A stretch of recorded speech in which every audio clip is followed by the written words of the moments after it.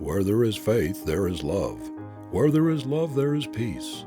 Where there is peace, there is God. Where there is God, there is no need. There is a divine voice within us which only speaks when every other voice is hushed, only gives its message in the silence. "I shall study law," said an ambitious youngster, "and those who are already in the profession must take their chances." The divine self-confidence of youth, the unshaken faith that believes in all things possible, often makes cynics and world-weary people smile. Yet it is the grandest, most helpful attribute of man, the finest gift of the Creator to the race. If we could retain through life the faith of ambitious, self-confident, untried youth, its unquestioning belief in its ability to carve out its ideal in the actual, what wonders we should all accomplish! Such faith would enable us literally to remove mountains. All through the Scriptures, faith is emphasized as a tremendous power.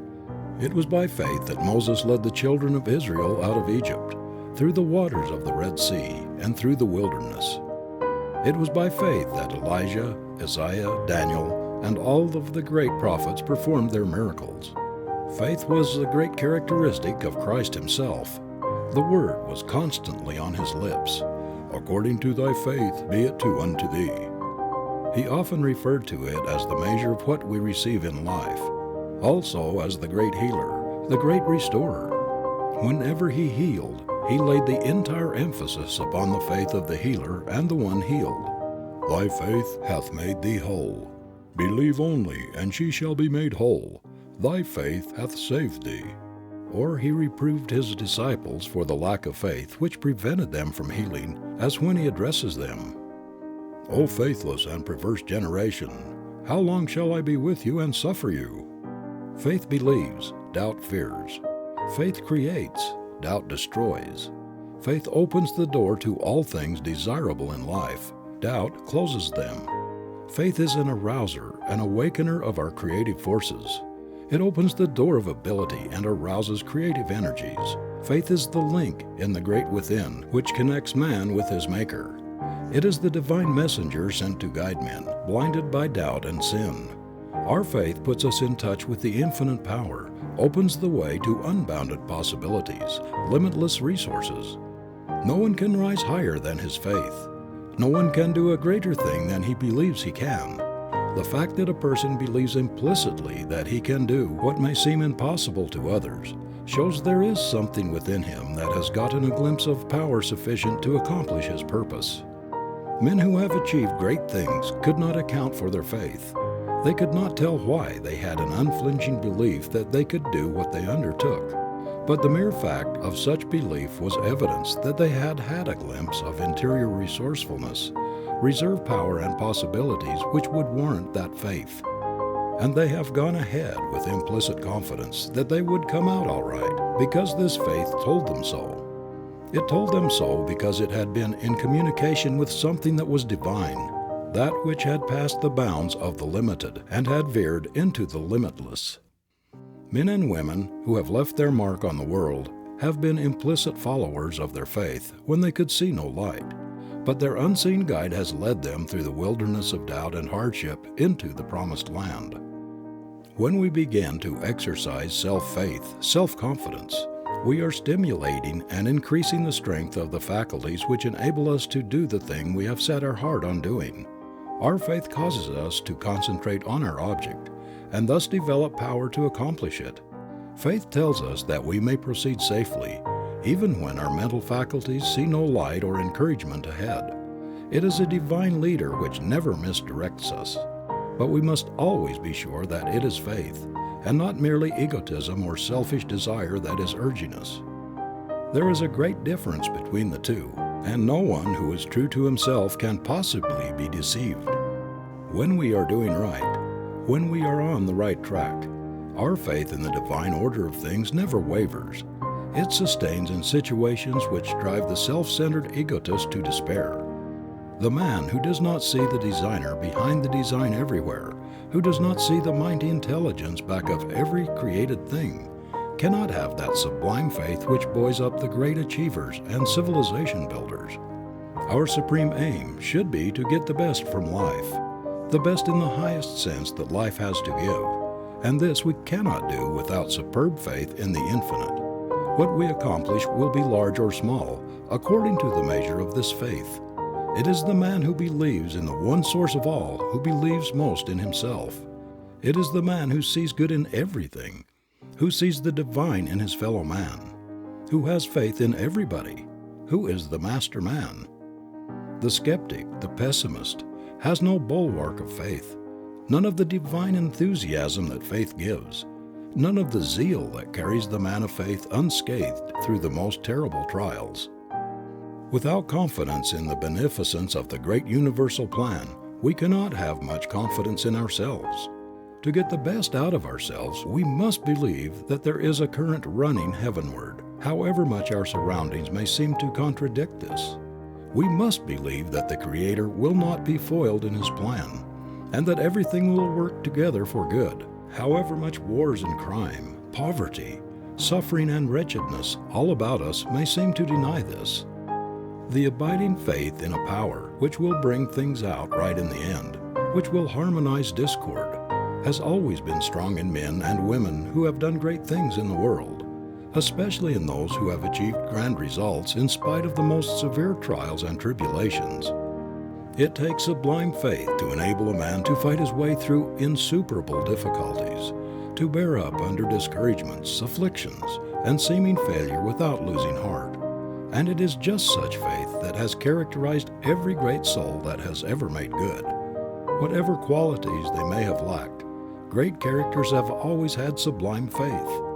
They have believed in human nature. They have believed in men. They have believed in the beneficent intelligence running through the universe. Some of the most important reforms in history have been brought about by very fragile, delicate men and women, not only without outside encouragement, but in the teeth of the most determined opposition. They have agitated and agitated, hoped and struggled until victory came. No one could even attempt the Herculean tasks they accomplished without that instinctive, abiding faith in a power superior to their own, a power which would work in harmony with honesty, with earnestness, with integrity of purpose, in a persistent struggle for the right, but which would never sanction wrong. Think of what the faith of St. Paul enabled him to do for the world. Think of what Christ's little band of chosen disciples succeeded in accomplishing in spite of the mind of the Roman Empire pitted against them. The power of the greatest benefactors of the race came largely from inspiration of faith in their mission, their belief that they were born to deliver a certain message to the world, that they were to make an important contribution to civilization. Think of what the faith of the inventor has done. It has kept him at his task, kept him nerved and encouraged in the face of starvation, kept him at his work when his family had gone back on him, when his neighbors had denounced him and called him insane. Think of what the faith of Columbus, of Luther, of the Wesleys has accomplished for mankind. It has ever been men with indomitable faith that have moved the world. They have been the great pioneers of progress. An instinctive faith in the divine force which permeates the universe, which is friendly to the right and antagonistic to the wrong, has ever been the unseen helper that supported, encouraged, and stimulated men and women to accomplish the impossible, or that which to lower nature seems beyond human capacity. It is this which sustains brave souls in adversity and enables them to bear up, to believe and hope and struggle on when everything seems to go against them. It is the same principle which supported the martyr at the stake and enabled him to smile when the flames were licking the flesh from his bones. Faith has ever been the greatest power in civilization. It has built our railroads, has revealed the secrets of nature to science, has led the way to all our inventions and discoveries, and has brought success out of the most inhospitable conditions and iron environments. In fact, we owe everything that had been accomplished to faith, and yet when we come to its practical application in our everyday affairs, how few of us avail ourselves of this tremendous force. The vast majority are looking for some power outside to help, when we ourselves hold the key which has ever unlocked and ever will unlock all barred doors to aspiring souls. If people could only realize what a potent building creative force faith is and would exercise it in their daily lives, we should have very few paupers, very few failures, very few sickly, diseased, or criminal among us. If by some magic a strong, vigorous faith could be injected into the men and women of the great failure army today, the larger part of them would get out of this army and get into the army of the successful. It is not alone in our life work or in the great or special undertakings that faith is necessary. We need it every moment of our lives, in everything, great and small, that concerns us. It is just as necessary to your health as it is to your success. To build up the faith habit, faith in human nature, the habit of believing in yourself, in your ability, of believing that you are sane, sound, and level-headed, that you have good judgment and good horse sense, that you are victory organized, and that you are going to attain your ambition, is to blaze a path to success. A man begins to deteriorate, to go toward failure, not when he loses all of his material possessions, not when he fails in his undertakings, but when he loses faith in himself, in his ability to make his dreams come true. When we remember that self-faith characterizes successful people, and the lack of it the mediocres and the failures, one would think that everybody would cultivate this divine quality, which by itself alone has done so much for the individual and for the world. The reason why faith works such marvels is that it is the leader of all the other mental faculties. They will not proceed until faith goes ahead. It is the basis of courage, of initiative, of enthusiasm. Much of Napoleon's power and early success came from his tremendous faith in his mission, the conviction that he was a man of destiny, that he was born under a lucky star, born to conquer. Shorn of his mighty belief in his star, stripped of the faith that he was born to rule, he would have been no more of a power in human affairs than the dullest private in the ranks of his army. When warned by his generals not to expose himself to the enemy, he would reply that the bullet or the cannon had not been cast which could kill Napoleon. This invincible belief in his destiny added wonderfully to his natural powers. It was her conviction that she was chosen of God to free France from its enemies that made Joan of Arc, the simple, ignorant peasant girl of Domremy, the savior of her country. Her mighty faith in her divine mission gave her a dignity and a miraculous force of character, a positive genius that made all the commanders of the French army obey her as private soldiers obey their superior officers. Faith in herself and in her mission transformed the peasant maiden into the greatest military leader of her time. There is no doubt that every human being comes to this earth with a mission. We are not accidental puppets thrown off to be buffeted by luck or chance or cruel fate. We are a part of the great universal plan. We were made to fit into this plan, to play a definite part in it. We come here with a message for humanity which no one else but ourselves can deliver, and faith in our mission, the belief that we are important factors in the great creative plan, that we are in fact co-creators with God, will add wonderfully to the dignity and effectiveness of our lives, will enable us to perform the impossible. If every child were brought up in the firm belief that he was made for health, happiness, and success, if it were impressed on him that he should never entertain a doubt of his power to attain them, as a man he would be infinitely stronger in his powers of self-assertion and in his self-confidence. And these qualities strengthen the ability, unify the faculties, clarify the vision, and make the attainment of what the heart yearns for 100% more probable than if he had not been thus reared. A child's faith is instinctive, and if not tampered with, destroyed by wrong training, would continue through life. We see this sort of instinctive faith illustrated by the lower animals. Take the birds or the domestic hen, for example.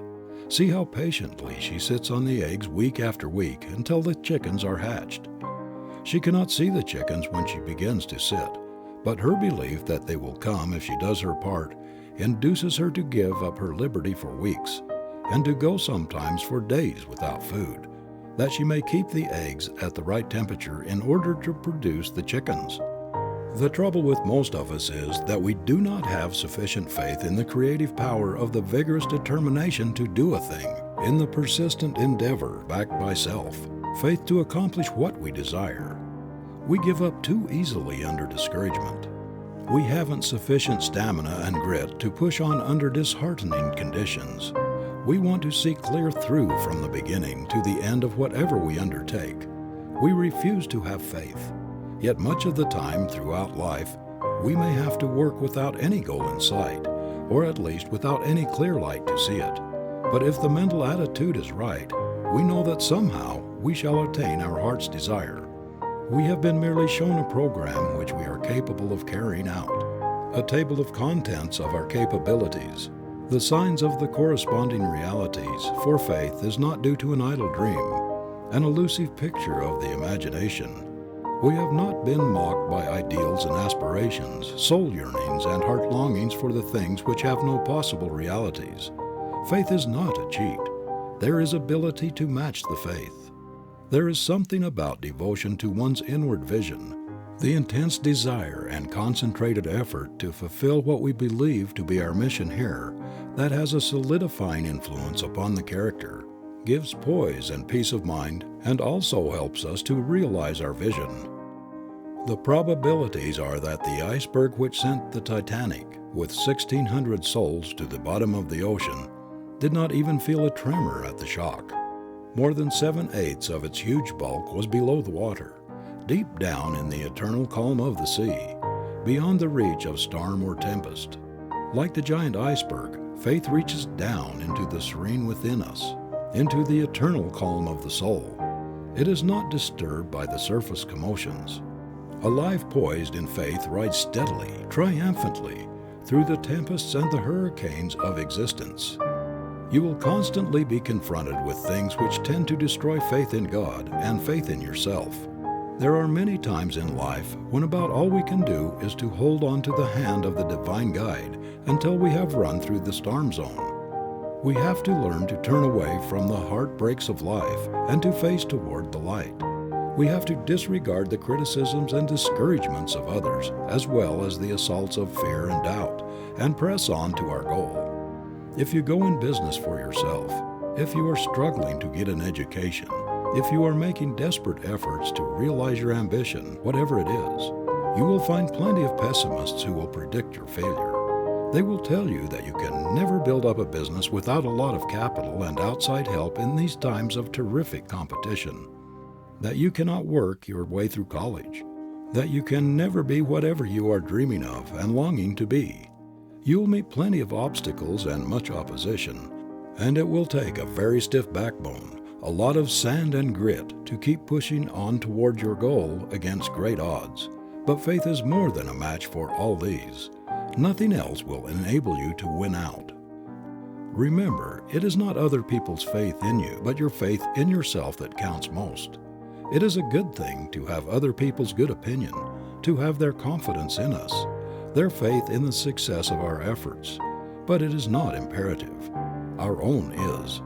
Man never gets anywhere or does anything great in this world without faith in himself, without a superb belief that he is on the right track, that he is doing the thing he was made to do, that he is going to stick to it through thick and thin to the end. It takes faith to look beyond obstacles, to see the way over difficulties, to brave opposition, and to allow nothing to swerve us from our course. You cannot keep anyone from succeeding who has an unshakable faith in his mission. You cannot crush the faith that wrestles with difficulties, that never weakens under trials or afflictions, that pushes on when everybody else turns back, that gets up with greater determination every time it is knocked down. In the sacred Confucian scriptures, we are told that a very devoted disciple of Confucius, on a pilgrimage to his master, was stopped on his journey by a broad river. As he could not swim and could not procure a boat, the zealous disciple resolved that he would walk on the water, believing that the necessity of seeing his master was most urgent, and being filled with zeal in the performance of his mission, he boldly made the attempt, and succeeded. The record of this miracle is supposed by followers of Confucius to be just as authentic as the Bible account of the walking of Christ on the water. If, like this zealot, you have faith in your power to overcome difficulties, nothing can keep you from your goal. If, like Joan of Arc, you believe you are appointed by God to perform a certain work, it will help you wonderfully to make good. It will dignify your life and your efforts. and thus save you from 1,000 temptations to waste your time in frivolous pursuits. It will put a higher value upon your importance to the world, to feel that you have a divine mission that no one else can perform, that you came here with a sacred message for mankind, and that it is up to you to deliver it, will add a wonderful motive for effectiveness in your life work. The consciousness that you are keeping faith with your Creator and with yourself, that you are keeping faith with your fellow men and earning their respect and love, that you are keeping faith with a splendid life purpose, with your holiest vision, gives a satisfaction which nothing else can afford. Cling to your faith no matter what happens. It is your best friend, like the magnetic needle on the ship's deck, which will find the North Star, no matter how dense the fog, how dark the night, or how threatening the tempest. Your faith, even though you cannot see, will find the way. It sees the open road beyond the mountain of difficulties which shuts out the vision of other faculties. Some time ago, during one of our periodical business crises, some newspapers made merry over a statement of President Wilson that the condition of the United States, illustrated by the fact that 80,000 freight cars at the same time sidetracked along the lines of one of our great railroads alone, could be changed by psychology. One of these papers sarcastically suggested that if we should take a dose of the psychology remedy and go to sleep somewhere in the misty, cloudy lands of theory and dream that those 80,000 empty freight cars were moving, we should see them move. Now, in spite of newspaper skepticism, I believe that the psychology remedy, if applied in every financial, business, or other crisis, would prove absolutely effective.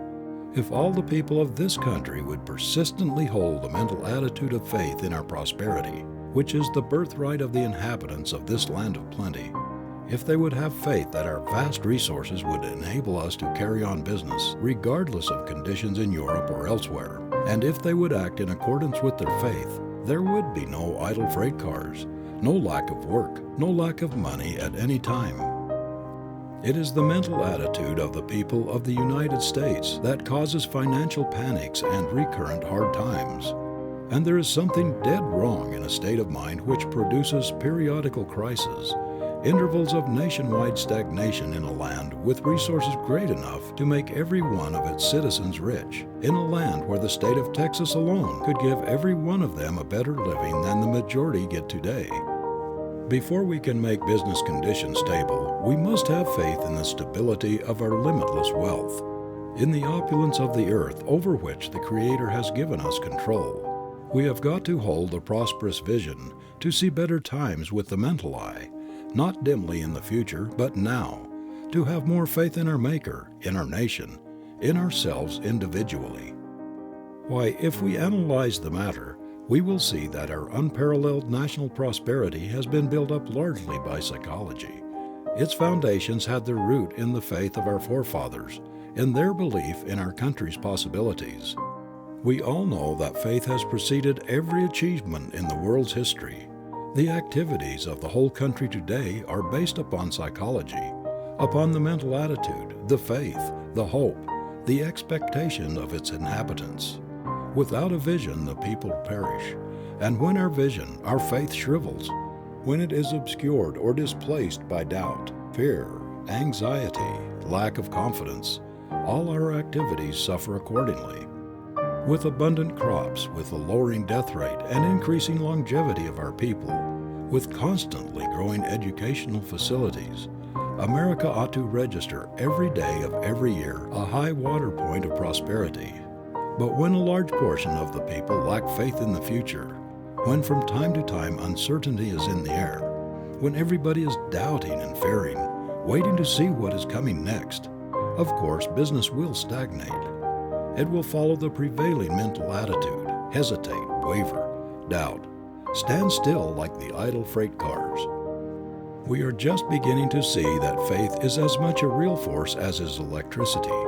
It is faith that removes mountains of difficulty, of opposition, of doubt, of distrust.